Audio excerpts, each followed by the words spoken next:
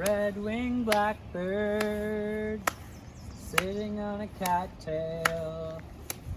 First time I heard the conqueree puffed out his wings, spread out his tail, and when the blackbird sings, spring is in the air. The conqueree, the conqueree, the conqueree, conqueree. Hello everybody, welcome back to Wild Nature Walk with Uznea. My name is Uznea or Jeremiah, and we have a rainy day here at Circular so far. Oh, bird, little swallow. That's relevant. It's not too cold. It's maybe 10 degrees or so, but yeah, here we are, and I'll just step back and we'll take a look at what the land is looking like now. Things are really greening up as we've had some warm weather.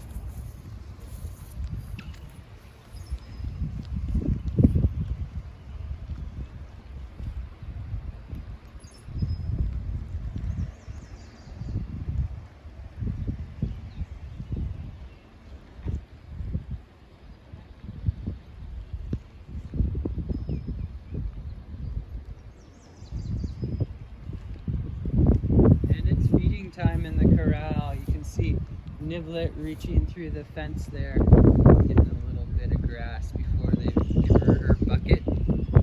We've had a lot of rain the last couple days, so you can see the creek is quite high right now, just really gushing forth.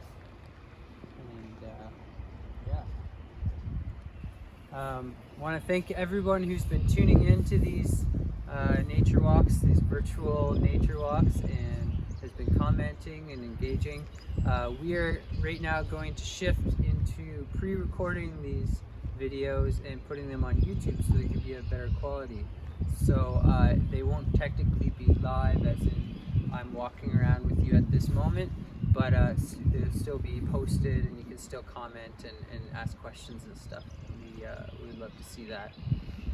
Today, we're gonna go birding and we're gonna go walk around and see what the birds are saying. And so it's a little bit earlier than normally we do these walks, which is great because the dawn chorus is still going on and there's lots of awesome birds to check out today.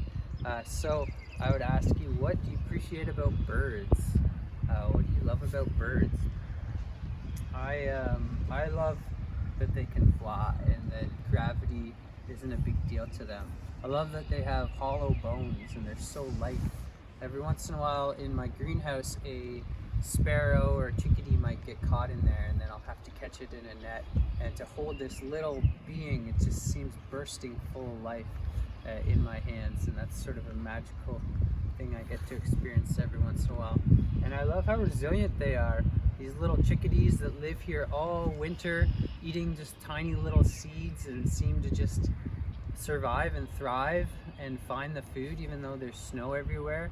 And even the birds, like I learned about a new bird. I met a new bird yesterday, a kingbird, eastern kingbird. I saw it down here on the sumacs, and it looked about the size of a robin and had a white chest and then black sort of cut through its eye and down its back.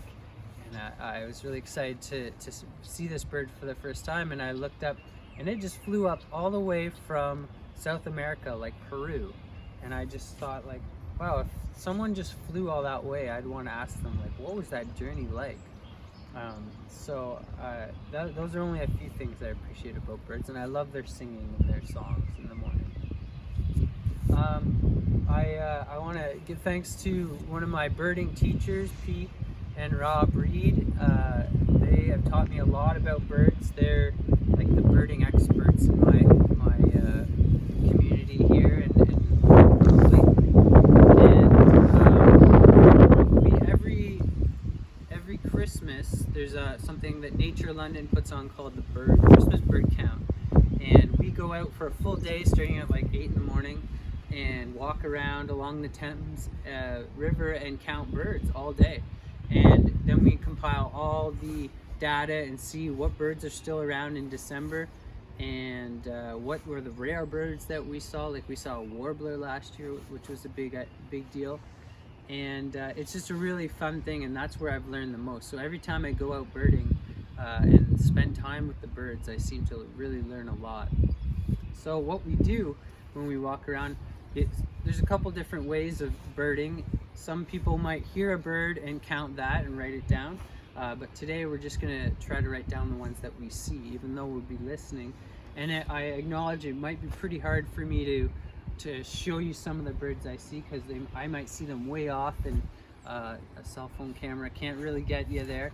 But I just want to give you a taste of what birding and bird counting is like, so you can go out in your own backyard and see who's out there, see who's flying around. I want to show you a couple things here. It always helps to have a pair of binoculars.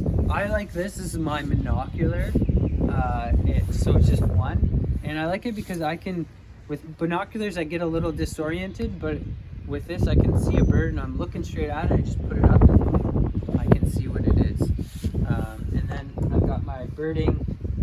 This is one of my favorite birding field guides, because it sort of shows you lots of different but similar birds all together. So if you're honing it down, oh, it's a woodpecker, it gives you all the woodpeckers and you can compare, for example. And I also want to promote the app I use, especially for listening. It's called Merlin. It's made by Cornell Ornithology and School of Ornithology, which seems to me to be like the birding school. And it's really great because you can log your location, and it asks you like, what color is the bird? Is it in the trees? And it sort of hones in on some options, and then you can look and try to compare. And it also has lots of different song recordings. So if you haven't really figured it out, but you play the song, sometimes that can help you get to know what your bird is. So we're gonna start right now.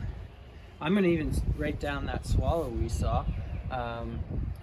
It helps to use a pencil when you're writing down birds, because pen ink might melt or smear rather if it's raining, which it is raining right now. So that was a swallow.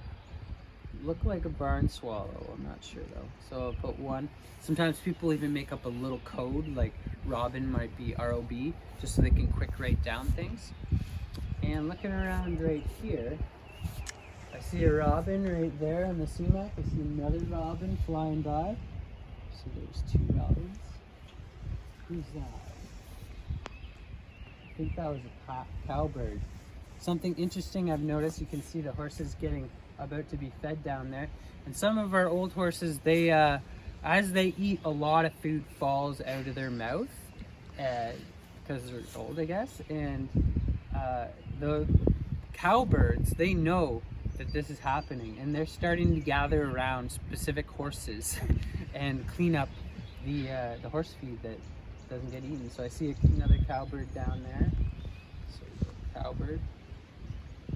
Cowbirds are really interesting because they are what is called parasitic birds. They don't make their own nests. They go to other birds' nests and lay their eggs in those nests, and then those eggs will hatch. Those cowbird will hatch, and the cowbirds will be raised by, say, a robin, and then when mama's not looking, they'll kick the robin babies out and become the sole baby being cared for. So that's a crazy sneaky technique that they have going on, cowbirds. Okay, I've been waiting to put on this hike because I was waiting for the orioles to return. They're one of our favorite birds at the ranch here. They're bright orange, they're very chattery, and we're gonna see if we can find an oriole today. So let's walk around the building here. Let me grab my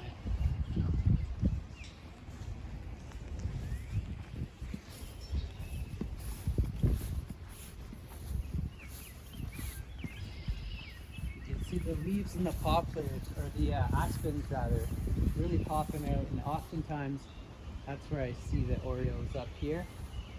I can hear a cardinal way off in the distance, and I could hear the conkery of the, oh, who's that? Oh, I didn't get it. The conkery of the red-winged blackbird that I was singing about. Hey.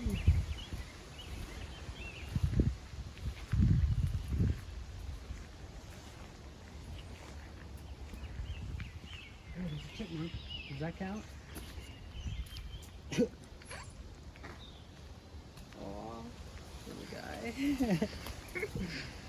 My cat caught a chipmunk the other day in the garden, and thankfully didn't. He was just playing with them, and I grabbed him and didn't harm him at all. That might be the same little guy. He looks pretty small. And gladly I grabbed the chipmunk away and held this chipmunk and looked at it for a little bit and then put it in a safe place. So the chipmunk was okay, but it was pretty cool to hold a chipmunk. Oh, there's an oriole there chattering away. You got that like little chatteriness. The males are very orange and black, and the females are a little bit duller orange, but still somewhat orange. So we'll get an oriole one so far. Another cool thing I want to show you today, there's a robin nest just over by what we call a velvet stall, this stall here. Oh. Oriole. Yep, it's 2 orioles.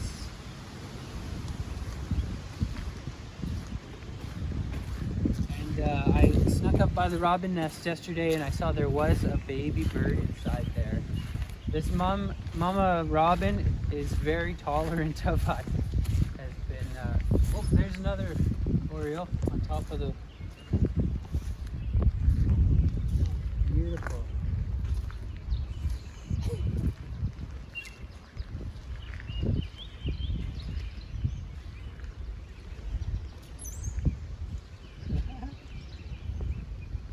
Oh, mama robin just flew off, but I saw her. So the nest, we'll show you here. Oh, you can see the little beaks. There's 2 of them sticking out. Oh, sorry, mama.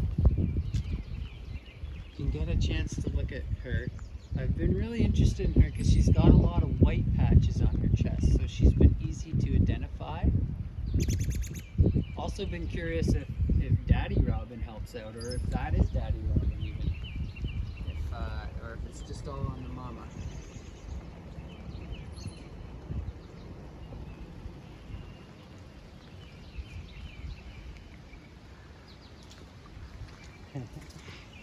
Okay, what do we have up here? There's a couple birds on the line there. Like a bird on a wire. I think those are cowbirds too. They make this really cool noise. It's almost like drops of water. Like whoop, whoop, whoop. Yeah. A few more cowbirds. Yeah, that noise.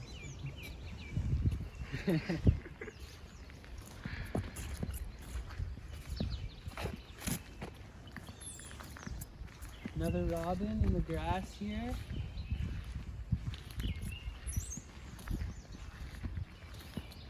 We can see the cherry tree is really blooming beautifully right now in the garden.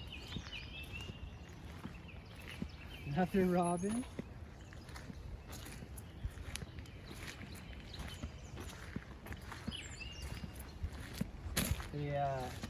When the cherries are ripe, I've seen a bird only one time that came to that tree and ate cherries. It's called the cedar waxwing. It's a really beautiful bird, and I was happy to share my cherries with it. There's an oriole in the crux of the cherry tree right there.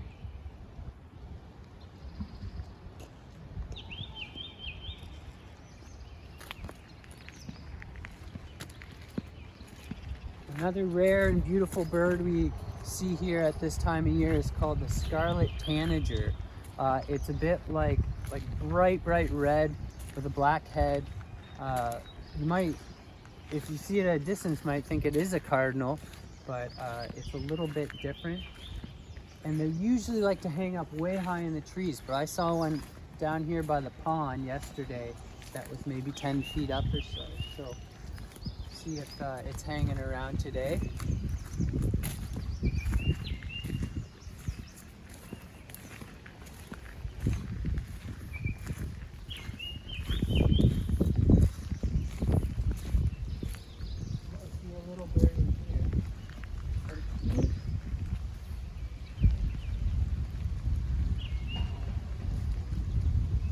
What is that?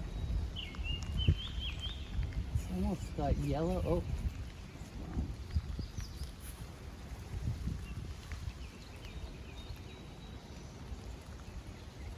Looks like a phoebe up there. I think it's a phoebe. Oh, there's that little yellow bird. That looks like a warbler or something. I've never seen anything. It's very speckled. It's got yellow, but it's speckled. So that's one I'll have to look up a little later. Yeah. Yellow bottom with a black back, but it's not a finch. Huh. It's a new one to me. I feel like I'm a pretty amateur birder. I know the standards, and I'm always learning. That's what I love about going out in nature, learning the new birds.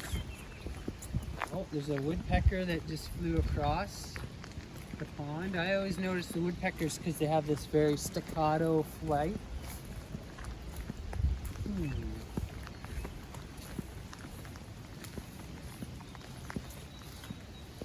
I'm not seeing the scarlet tanager was in here yesterday. Might be hunkered down somewhere right now. Another cool thing we've noticed on the pond is there's these ducks. They're called mergansers, hooded mergansers. The parents have like a head that comes back with feathers, so it looks like it's got a hood. And I came out here yesterday just to think through this walk, and I saw 5 ducklings, little merganser ducklings out here. I'm just gonna look around with my glass here and see if I can see if they're out or if they're hunkered down somewhere away from the rain. They're very skittish birds, and they're also diving birds. So it's sort of neat to see.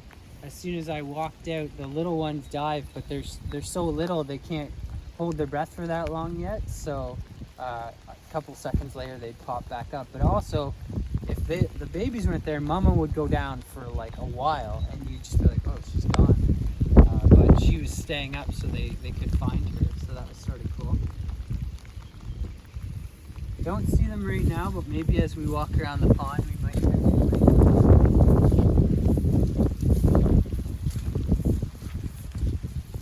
Another chipmunk.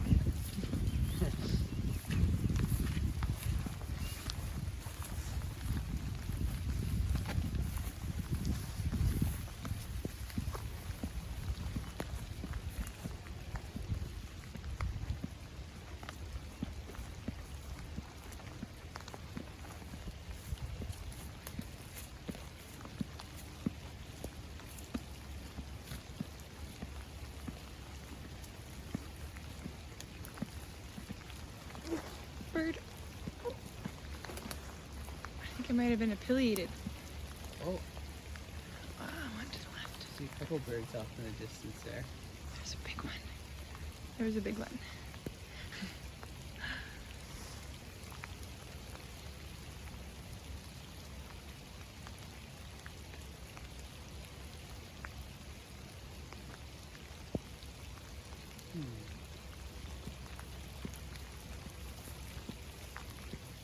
And this little guy.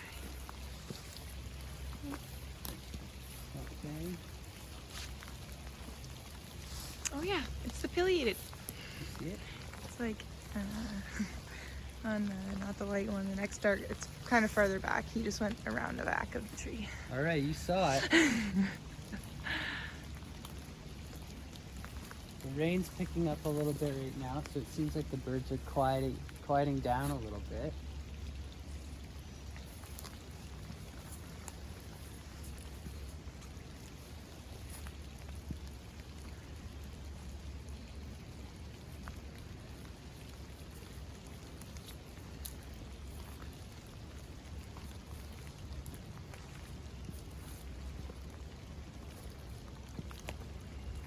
A little movement.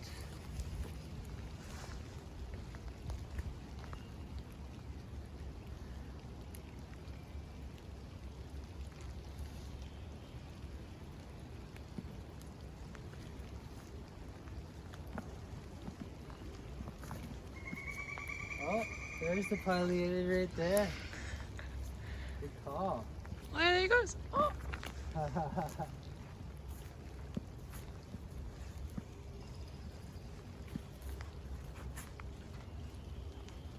another maybe woodpecker.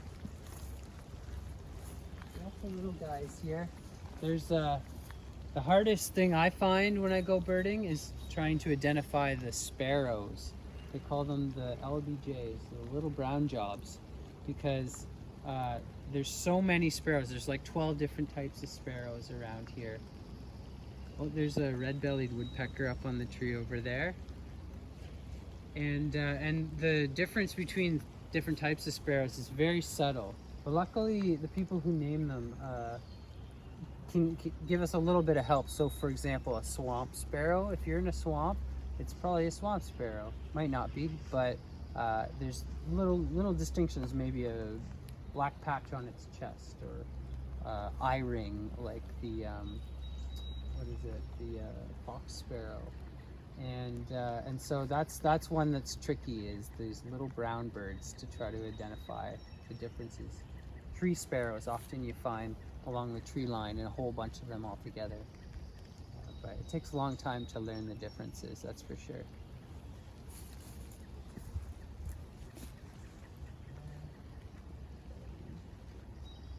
The red-bellied woodpecker makes a sound like "Wah, wah, wah."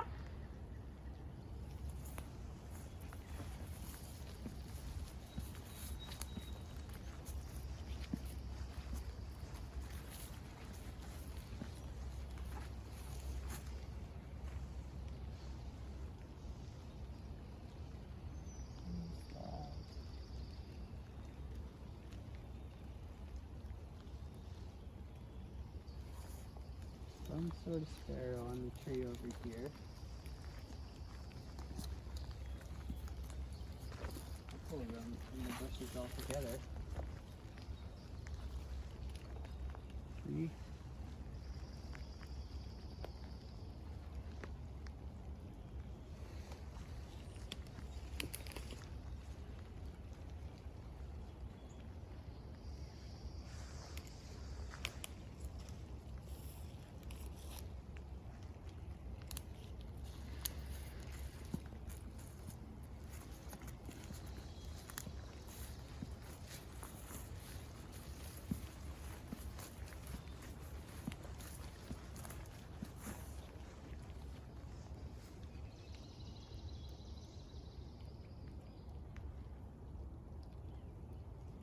Yeah, I'm gonna have to look that one up too. I'm not sure what sparrow that is.